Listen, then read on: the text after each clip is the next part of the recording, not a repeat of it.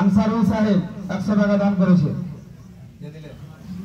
দাদু ওই দাদু আনসারুল সাহেব আবার 100 টাকা দান করেছে। আল্লাহ যেন কবুল করে, বলুন আল্লাহুম্মা আমিন।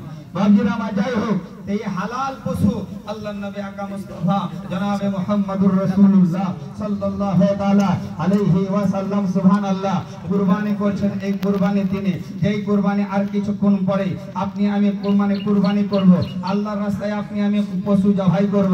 কিন্তু আল্লাহর কাছে দরখাস্ত, আল্লাহর কাছে আপনার আমার প্রার্থনা হবে এটাই, আল্লাহর কাছে দোয়া আপনার আমার এটাই হবে যে রব্বুল আলামিন আমার এই কুরবানির পশুটাকে, কুরবানির জানোয়ারটাকে আল্লাহ তুমি কবুল করিও, আল্লাহ তুমি কবুল করিও। এ বাগদিরা আমার সুবহানাল্লাহ, উম্মাহাতুল মুমিনিন হযরত আয়েশা সিদ্দিকা রাদিয়াল্লাহু তাআলা আনহার তরফ থেকে আমার নবী পাক সাল্লাল্লাহু আলাইহি সাল্লাম কুরবানি করতে যাচ্ছেন। আল্লাহর নবী সাল্লাল্লাহু আলাইহি সাল্লাম ডাক দিয়ে বলতে থাকেন, আয়েশা এসো, তোমার পশু হালাল হচ্ছে, তোমার পশু হালাল হবে, তোমার পশু কুরবানি হবে, এসো তুমি কুরবানির পশুর কাছে দাঁড়াও, কুরবানির জানোয়ার কাছে দাঁড়াও।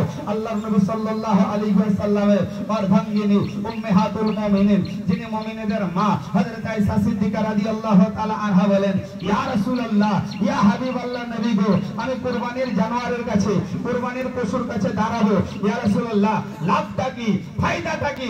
আল্লাহর নবী আকা মুস্তাফা বলেন, শোনো, নিজ নিজ কুরবানির জানোয়ারের কাছে যখন কুরবানির পশু হালাল হবে, কুরবানির পশু যখন জবাই হবে, ওই সময়তে নিজ নিজ পশুর কাছে দাঁড়াবে।